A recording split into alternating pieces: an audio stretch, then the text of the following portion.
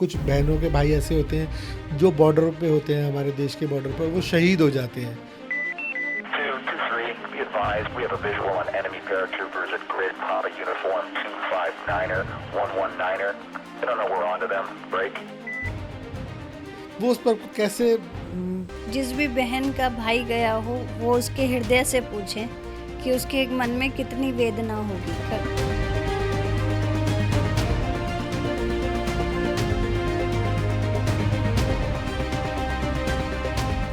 हमारे सारे व्यूअर्स जो आपको भी देखते हैं और जो हमारे चैनल पे हैं, उनको एक रक्षाबंधन के दिन के लिए एक रेमेडी देनी हो, चाहे वो वीडियो आगे हमारी देखें या नहीं देखें, तो वो क्या रेमेडी होगी जो सभी को फॉलो करनी चाहिए? तो इस पर एक रेमेडी आप अपने भाई बहन दोनों के लिए कर सकते हैं। भाइयों को देखा गया कहीं पर उनकी बहनें बीमार रहती हैं, तो भाई कोई ऐसे उपाय कर सकते हो जिससे उनकी बहन उस बीमारी से बाहर आ जाए। देखिए, ये वास्तु में भी होता है और कुंडली में भी होता है। मैम, जैसे ना हमने देखा है आजकल की लोगों के अंदर दो बीमारियां बहुत खास तौर से पाई जा रही हैं, जिसमें एक लोगों के अंदर कैंसर बहुत ज़्यादा आजकल पाए जा रहे हैं और लोगों को हार्ट अटैक बहुत ज़्यादा आ रहे हैं। तो क्या इसका भी कुछ उपाय है भाई बहनों के लिए? नॉर्थ और ईस्ट के बीच में टॉयलेट बना हुआ है, तो ऐसी बड़ी डिसीज या बड़ी बीमारी को जन्म देता है। तो इस पूर्णिमा को, राखी वाले दिन, ऐसी क्या चीज़ है जो हमें दान नहीं करनी चाहिए? पूर्णिमा शुद्ध सफेद फुल मून चांद है।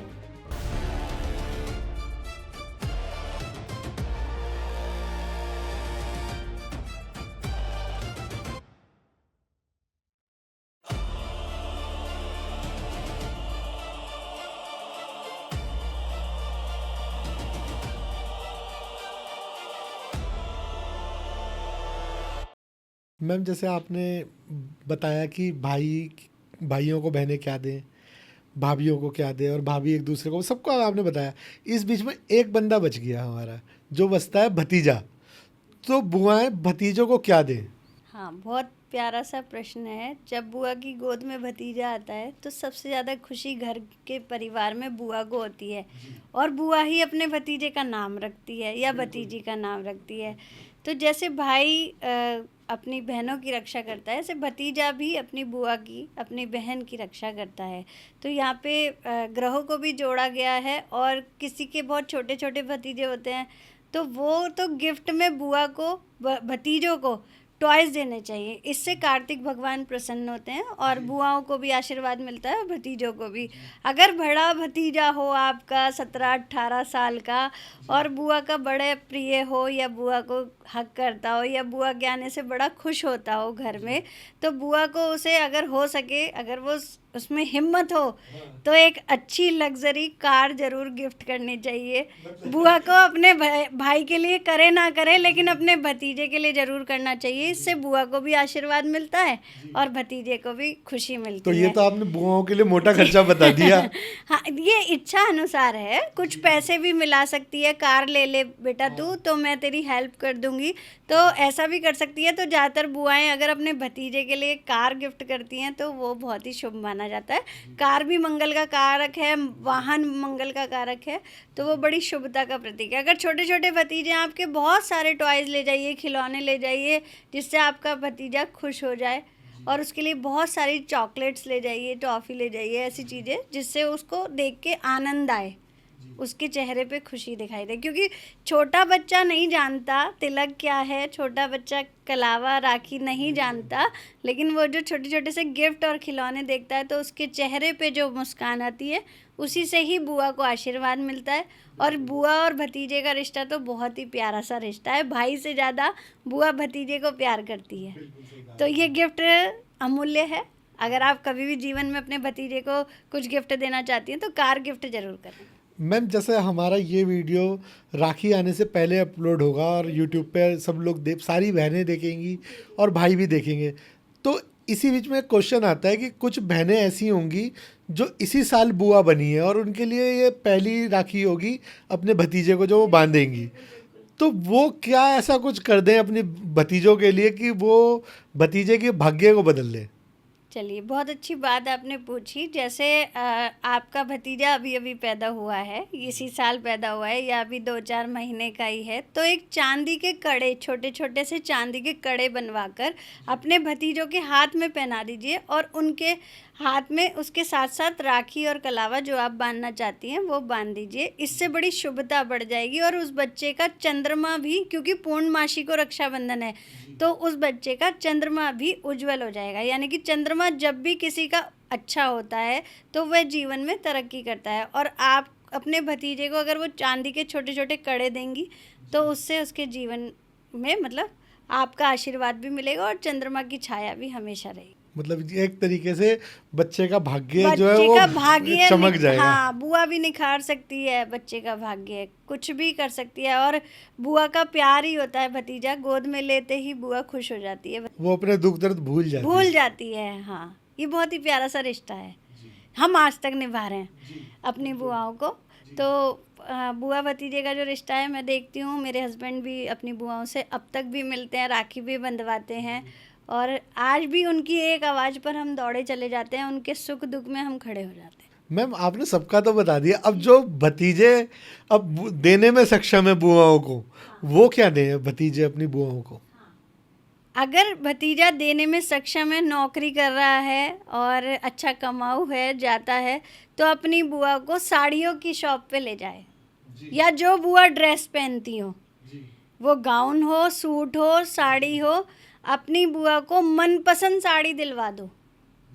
इस रक्षाबंधन ना आपको बुआ का भरपूर भर के आशीर्वाद मिल जाए तो आप मेरा नाम बदल दीजिए, बुआएं खुश हो जाएंगी। बुआएं खुश हो जाएंगी, आपका अपना गिफ्ट हो जाएगा, आपके ग्रह शुभ हो जाएंगे और बुआ के मन का जो प्रसन्नता, जो आशीर्वाद निकलेगा, आप बुआ को 5,000 की साड़ी दिलवाओ, 10,000 की साड़ी दिलवाओ या 20,000 की साड़ी दिलवाओ, अपनी बुआ को बड़े से बड़े शोरूम में ले जाके खड़ा कर दो अगर आप में क्षमता है देने की।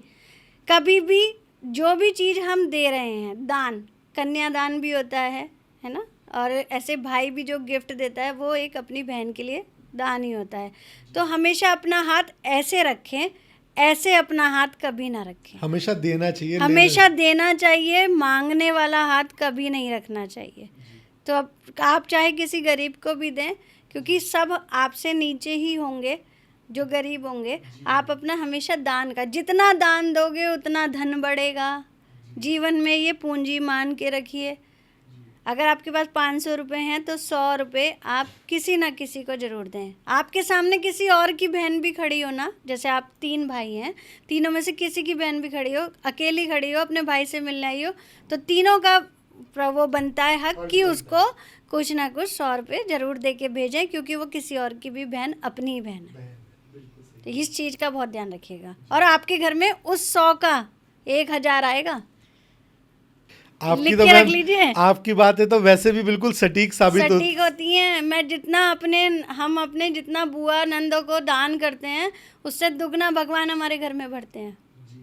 ये असर हमने खुद के घर में देखा है, तभी हम दूसरों को बता रहे हैं। ऐसे नहीं करते कोई भी बात, खुद के उपचार हैं, खुद के उपचार हैं, जो करते हैं वही बोलते हैं, ऐसा नहीं है कि दिखावा करते हैं।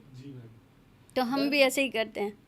जैसे अभी आपने दान की बात करी कि दान हमेशा देना चाहिए, तो इस पूर्णिमा को, राखी वाले दिन, ऐसी क्या चीज़ है जो हमें दान के तौर पे देनी चाहिए और ऐसी क्या चीज़ है जो हमें दान नहीं करनी चाहिए? देखिए, सबसे बड़ी बात है, पूर्णिमा शुद्ध सफ़ेद फुल मून चांद है, तो आपको दूध का दान, चावल का दान, खीर का दान, खीर बना के दान करें, मंदिर में दें, शिवालयों में दें, तो वो आपके लिए बड़ी शुभता प्रदान करता है। कोई भी काली चीज़, सरसों का दान, सरसों के तेल का दान, सरसों, काली सरसों, काले तिल, इन चीज़ों का दान इस दिन नहीं करना चाहिए। इस दिन प्योर वाइट चीज़ों का दान करना चाहिए। चावल, दूध, दही, मक्खन, इन सब चीज़ों का दान करने से चंद्रमा का शुभ फल आपको प्राप्त होता है। पूर्ण रूप से जो भी चंद्रमा की 16 कलाएँ हैं वो आपके शरीर पर जब पड़ती हैं, रक्षाबंधन की रात को आपको चंद्रमा की रोशनी में ज़रूर खड़ा होना चाहिए। मतलब ये पूर्णिमा, हर पूर्णिमा में खड़ा होना चाहिए। वैसे तो इसकी जो भी रोशनी आपके शरीर पर पड़ती है वह बहुत शुभता प्रदान करती है। तो वाइट चीज़ों का दान करें, ब्लैक चीज़ों को निषेध करें। करे।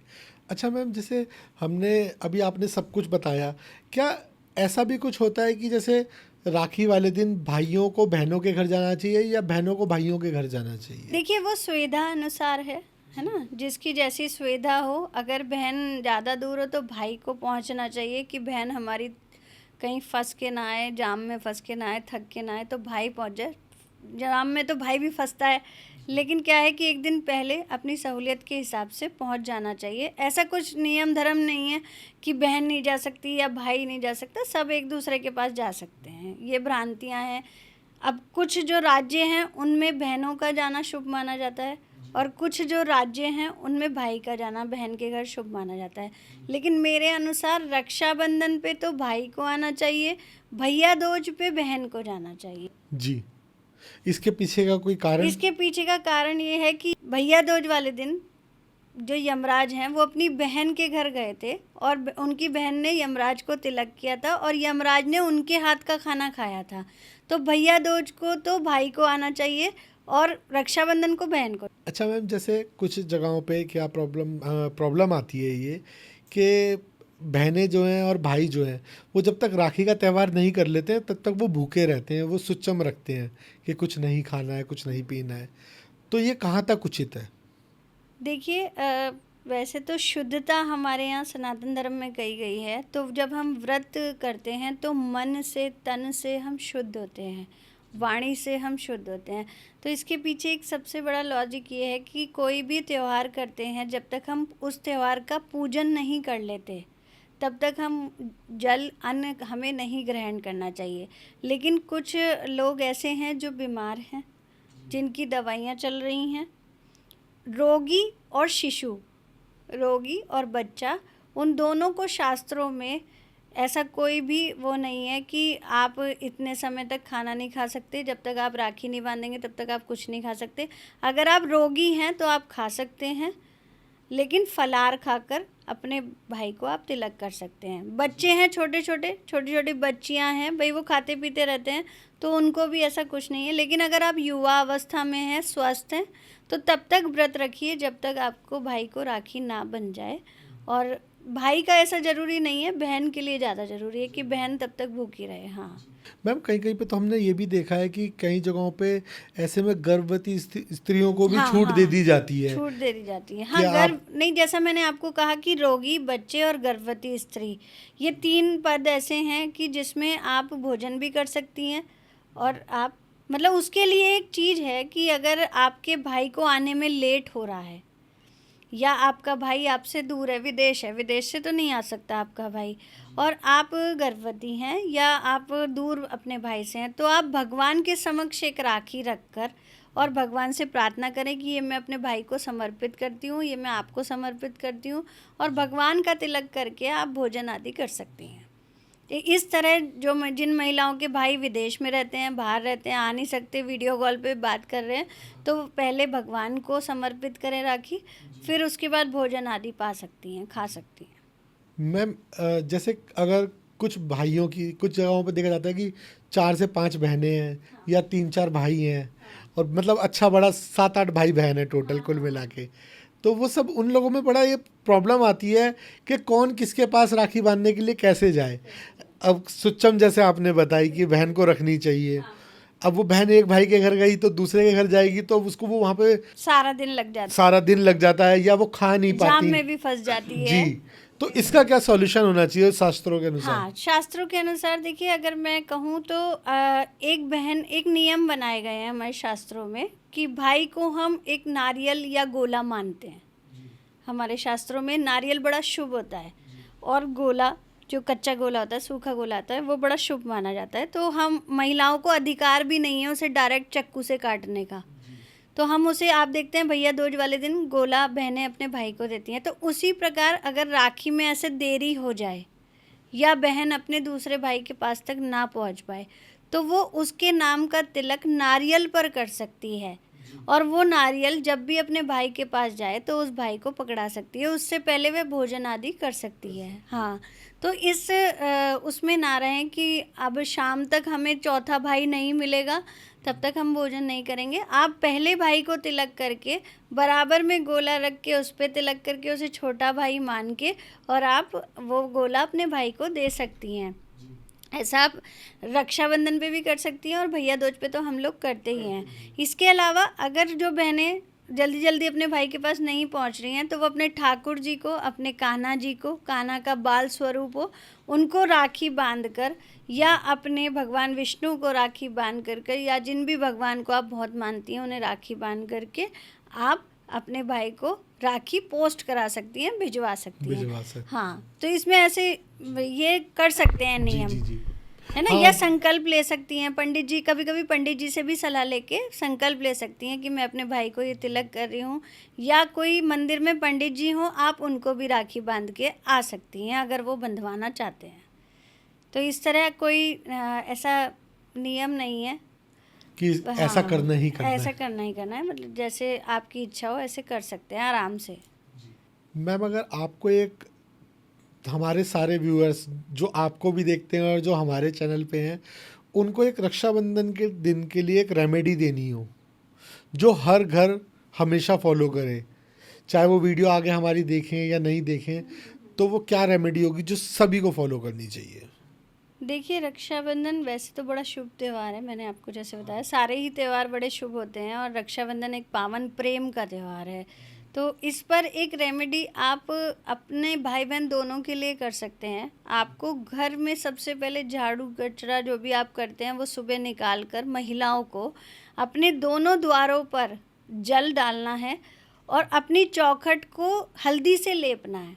हल्दी से अगर बहनें ऐसा करती हैं और घरों में भाभियां ऐसा करती हैं, मतलब जिन घरों में बहनें आती हैं, हल्दी से जैसे लक्ष्मी का प्रवेश होता है, तो आप हल्दी से अपनी चौखट को अगर लेपती हैं उस दिन रक्षाबंधन वाले दिन, तो आपको इसके शुभ परिणाम मिलते हैं। और आप कभी भी यह उपाय कर सकते हैं। रक्षाबंधन वाले दिन करेंगे तो इसका एक अलग ही प्रभाव आपके जीवन में देखने को मिलेगा। घर साफ करके पानी दोनों द्वारों पर डालें और फिर हल्दी का लेप बनाकर वो पूरी अपनी चौखट पे करें। अपने घर की, आपके पास बंगला हो, झोपड़ी हो, या आपके पास छोटा घर हो या फ्लैट हो, आप अपनी चौखट को उस दिन जरूर हल्दी से लेपें। घर की चौखट हमारे को जरूर हल्दी से जरूर, लें। हाँ, ये आप रक्षाबंधन वाले दिन करेंगे तो ये सभी लोग कर सकते हैं। तो इसका प्रभाव आपके जीवन पे तो पड़ेगा ही अच्छा, आपके भाई के जीवन पे भी अच्छा पड़ेगा और भाभियाँ करेंगी तो उनके जीवन पे भी अच्छा। मतलब कुल मिला के एक हल्दी एक ऐसी चीज़ है जो हमारे जीवन के अंदर एक अच्छा प्रभाव छोड़ के जाएगी। बहुत सकारात्मक चीज़ है। हल्दी का लेप, हल्दी का टीका बृहस्पति को रिप्रेजेंट करता है, गुरु को रिप्रेजेंट करता है। तो स्वयं भगवान विष्णु का स्वरूप हल्दी है। तो आप अगर उससे अपनी चौखट लेपेंगे तो आपके घर में तो बरकत ही आ जाएगी ना। बरकत ही बरकत है। पैसा ही पैसा, धन ही धन। धन, हाँ। और आज की डेट में धन ही चाहिए सबको। तो बहन को भी धन चाहिए, भाई को भी धन चाहिए, तो अपनी चौखट पे हल्दी का लेप जरूर करें। थोड़े सरसों के दाने भी डाल दें तो आपके घर में लक्ष्मी का प्रवेश ज़रूर होगा और पैसा ही पैसा बरसेगा। मैम, जैसे कुछ जगहों पर होता है कि कुछ बहनों के भाई किसी दुर्घटना में उनका देहांत हो जाता है, या कुछ बहनों के भाई ऐसे होते हैं जो बॉर्डर पे होते हैं, हमारे देश के बॉर्डर पर, वो शहीद हो जाते हैं। तो वो उस पर्व को किस तरीके से मनाए, या उसको किस पर्व को, मतलब मनाए तो मेरा कहना गलत होगा शायद, वो उस पर्व को कैसे, मेरे पास शब्द नहीं है इस बात को कहने के लिए। देखिए, पहली तो बात, जिस भी बहन का भाई गया हो वो उसके हृदय से पूछें कि उसके मन में कितनी वेदना होगी, कितना मन रोता होगा उसका रक्षाबंधन वाले दिन कि उसका भाई उसके साथ नहीं होता। जैसे सुशांत सिंह की ही बात करें, उनकी बहन का भी पॉडकास्ट भी चल रहा है और वो अपने भाई को आज भी याद करके रोती हैं। उनके ब्रदर ने आत्महत्या कर ली थी। ऐसा काफ़ी घरों में मैंने देखा है जिनके ब्रदर ने आर्थिक स्थिति से परेशान होकर अपने जीवन को ख़त्म कर लिया, या जिनके भाई सड़क दुर्घटना में चले गए और वो बहनें आज भी विलाप करती हैं, रोती हैं, क्योंकि अपने भाई को लेके सब चाहती हैं कि हर त्यौहार किसी न किसी रिश्ते से जुड़ा होता है। तो देखिए, घर में भी ऐसा वास्तु दोष भी हो सकता है कि घर की कोई ऐसी दिशा जैसे घर की साउथ दिशा है, वह मंगल का कारक होती है। अगर वहाँ कोई अशुद्धि है, कोई गड्ढा है, कोई परेशानी है, तो आपके भाई के ऊपर कोई ना कोई मुसीबत ज़रूर आएगी। या तो आपके भाई की सड़क दुर्घटना में मौत हो जाएगी, या हुई होगी, या वह आत्महत्या का कारक बनी होगी, कुछ ऐसी चीज़ें उसके सामने आ गई होगी। अगर हम सुशांत सिंह की बात करें तो उनकी कुंडली में भी शनि और चंद्र का योग था। शनि की दृष्टि चंद्रमा पर पड़ रही थी, तो उन्होंने अपना खुद आत्महत्या कर ली। तो ऐसी स्थिति में अगर कोई बहनें हैं तो देखिए, विलाप ना करें, रोएं ना। अपने भाई की शांति के लिए, अपने भाई की आत्मा की शांति के लिए आप भगवान श्री कृष्ण को अपना भाई बनाएं, क्योंकि श्री कृष्ण को योगानंद कहा गया है, योग के गुरु हैं। और अपने ध्यान मेडिटेशन करके अपने शरीर के अंदर ही अपने भाई को आप प्राप्त कर सकती हैं। मेडिटेशन करें, ध्यान करें, और जो भी आप राखी का त्यौहार मनाने जा रही हैं वो भगवान श्री कृष्ण को राखी बांधकर आप मनाएं और उन्हें ही अपना भाई मानें। बिल्कुल भी विलाप ना करें, परेशान ना हो, क्योंकि आप जितना रोएंगी, जितना परेशान होंगी, उतना कष्ट आपके भाई की आत्मा को और आपको परेशान करेगा। तो ये नहीं करना चाहिए। जैसे आपने ये बात हमें समझाई और आप वास्तु एक्सपर्ट भी हैं, तो कुछ जगहों पे ऐसा भी होता है कि भाई कुछ बहनों के भाई बहुत बीमार रहते हैं, तो क्या कुछ बहनें उनके लिए कुछ ऐसा उपाय कर सकती हैं कि वो उस बीमारी से बाहर आ जाएं, या भाइयों को देखा गया कहीं पे उनकी बहनें बीमार रहती हैं, तो भाई कोई ऐसे उपाय कर सकते हो जिससे उनकी बहन उस बीमारी से बाहर आ जाए? हाँ, देखिए, ये वास्तु में भी होता है और कुंडली में भी होता है। अगर हम कुंडली की बात करें, अगर आपकी कुंडली में बुध कमज़ोर है, नीच अवस्था में है, या बुध ऐसा है कि छठे, 8वें या 12वें भाव में है, तो आपकी बहन को हमेशा कष्ट होगा, या तो वो बहुत बीमार रहेगी या बहुत परेशानी में रहेगी। तो भाइयों को ऐसे में क्या करना चाहिए? बार बार अपनी बहन से मिलते रहना चाहिए, अपनी बहन को बार बार घर भी बुलाना चाहिए, और जैसा मैंने कहा था कि छत पे गमले वमले नहीं होने चाहिए वास्तु के अनुसार, और घर की नॉर्थ दिशा को हमेशा शुद्ध और साफ रखना चाहिए भाई को। ये भाइयों के हाँ, लिए? ये भाइयों के लिए है कि भाई को अपने घर की नॉर्थ दिशा को, उत्तर दिशा को बिल्कुल साफ सुथरा रखना चाहिए। वही बुध की दिशा है, वही बहन की, बुआ की दिशा है। तो अगर वो जितना नॉर्थ की दिशा को क्लटर ना हो, गंदगी ना हो, टॉयलेट ना हो, बुध को साफ रखेगा, उतना ही उसकी बहन के जीवन में भी उन्नति होगी, और वो जो हेल्थ वाइज जो परेशान हो रही है वो भी उसकी ठीक होने लगेगी। इसी प्रकार जो भाइयों परेशान हैं, बड़ी बीमारी से जूझ रहे हैं, और बहन उन्हें देखकर विलाप कर रही है, रो रही है कि मेरा भाई किसी भी तरह से ठीक हो जाए, तो बहन अपने घर में देखें कि उनके घर में कहीं साउथ की दिशा में तो कोई दिक्कत नहीं है, दक्षिण दिशा खराब तो नहीं है, दक्षिण दिशा में कोई परेशानी तो नहीं है, या भाई के घर में वास्तु करवा के देखें कि भाई के घर में कोई दिक्कत तो नहीं है। तो बहन को भी यही करना चाहिए, और दुर्गा माँ को चुनरी ज़रूर चढ़ानी चाहिए हर मंगलवार को बहन को। तो इससे उनके भाई की हेल्थ इम्प्रूव होगी और उनका भाई जल्दी स्वस्थ होंगे, ठीक होंगे। जी मैम, जैसे ना हमने देखा है आजकल कि लोगों के अंदर दो बीमारियां बहुत ख़ास तौर से पाई जा रही हैं, जिसमें एक लोगों के अंदर कैंसर बहुत ज़्यादा आजकल पाए जा रहे हैं और लोगों को हार्ट अटैक बहुत ज़्यादा आ रहे हैं। तो क्या इसका भी कुछ उपाय है भाई बहनों के लिए?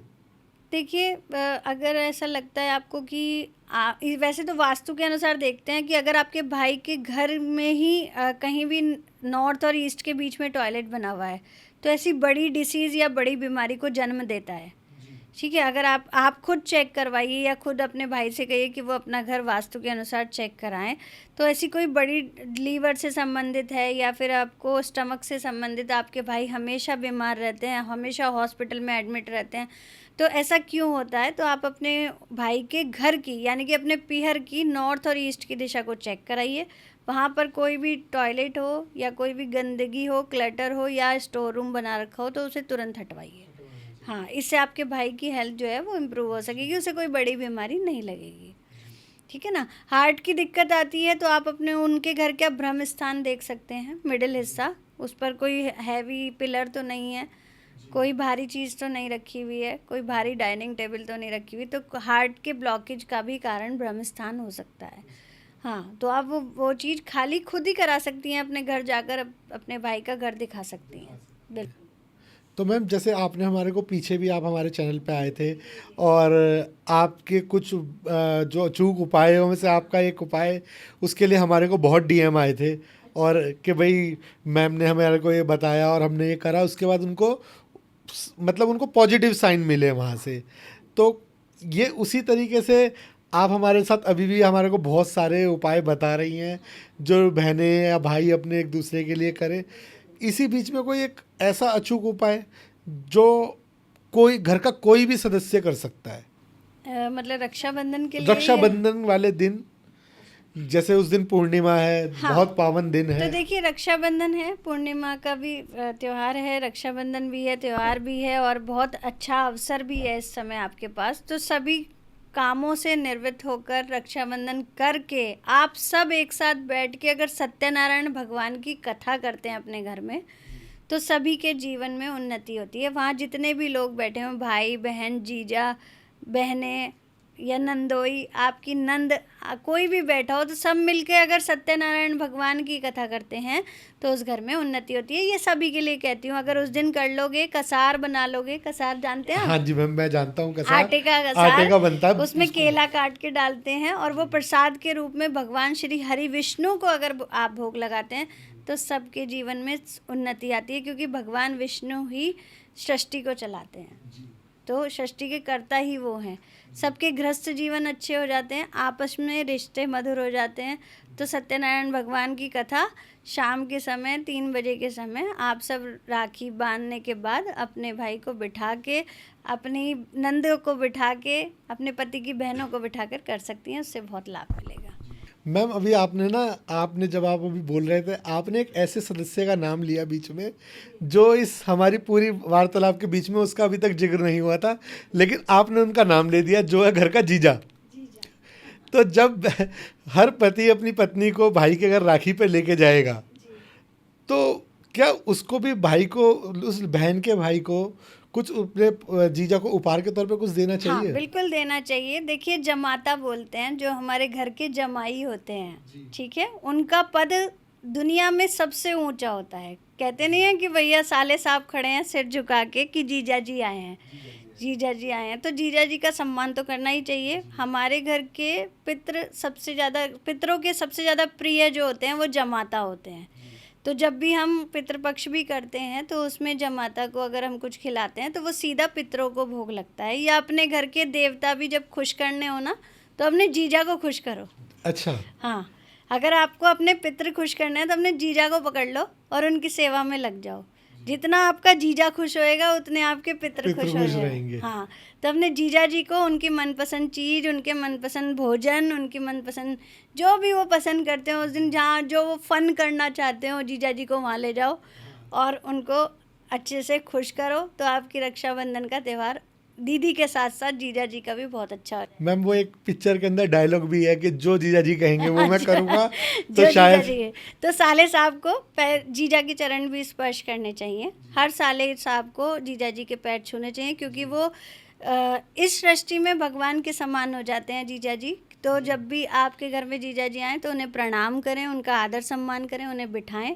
बहन से ज़्यादा औहदा है जीजा जी का ऊपर, तो उनका इस तरह सम्मान करना चाहिए। क्योंकि रक्षाबंधन वाले दिन देखा भी जाता है कि पूरे रोड के ऊपर बहनों के साथ साथ उनके पति भी कहीं ना कहीं घूम रहे होते हैं। वो साथ में अपनी वाइफ को लेके घूमते हैं, मेहनत तो वो भी करते हैं बिल्कुल। तो उनका भी सम्मान करिए, उन्हें भी गिफ्ट के तौर पे कुछ दीजिए। कपड़े जरूर देने चाहिए उनको। जब भी आपके घर में जमाता है उन्हें कुछ दक्षिणा जैसे कुछ पैसे देने चाहिए।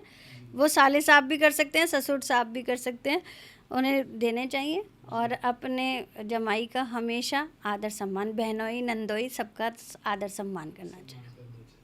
तो भाई जितने भी साले साहब इस वीडियो को देख रहे हैं, ध्यान रख लो, बहनों के साथ साथ जीजाओं को लिए भी कुछ ना कुछ गिफ्ट जरूर लेके आना है। वो खाली नहीं जाने चाहिए आपके यहाँ से। आपके घर से त्योहार वाले दिन कभी भी जमाता जमाई राज खाली नहीं जाने चाहिए। हमेशा उन्हें वो किसी भी त्यौहार आए, होली, दिवाली, रक्षाबंधन, उनको हमेशा दक्षिणा पैसे ज़रूर देने चाहिए, या जो भी आपकी श्रद्धा हो तो वो भगवान के रूप में आपके घर में प्रवेश करते हैं, तो आपको उनको ज़रूर देना चाहिए। मैम जैसे अभी कृष्ण जन्माष्टमी भी आने वाली है 4 सितंबर को, जो मनाई जाएगी। और जन्माष्टमी एक ऐसा पर्व है जो पूरे भारतवर्ष में बड़े ही धूमधाम से मनाया जाता है, जी, सभी सभी मनाते हैं जो कभी भी व्रत नहीं करते वो जन्माष्टमी का व्रत जरूर करते हैं। भगवान श्री कृष्ण का जन्मोत्सव जरूर मनाते हैं वो।